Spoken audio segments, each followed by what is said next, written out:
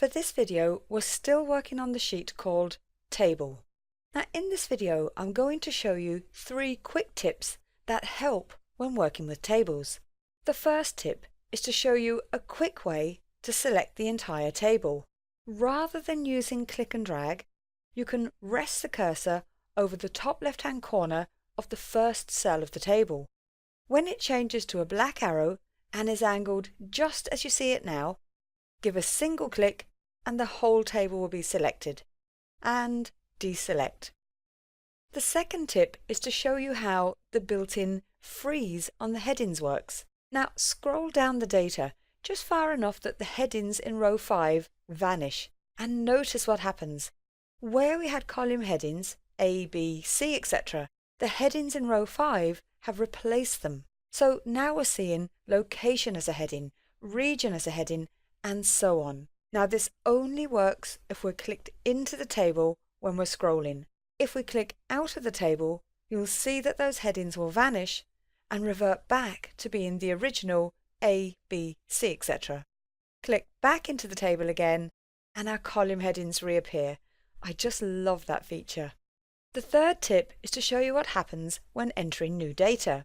Press Ctrl and down arrow to drop to the bottom of the table, and you can see that for me, my cursor is selected on the units sold column of the last row. To add another row to the table, then press the Tab key once, twice for me, and when we're on the final cell of the table, instead of moving the selection to the right as you would expect, pressing Tab extends the table, creating a new row just like a word table does. We'll add in some more information. Type in Cork and Tab. Type in S, and when it brings up south, press Tab to accept it and move to the right. Type in W and Tab. Type E and Tab. Type in Jan and Tab. Type in 1 and Tab. And finally, type in 550, and if we press Tab again, it will create another new row. Now we can remove an unwanted row by placing our cursor on the corner marker, and when we get a double-sided arrow, we just click and drag up to delete it. Equally, we could delete the row in the normal way. By the way, dragging that corner marker down is, of course, another way to create a new row. So that line that runs underneath row 84 is now the end of the table.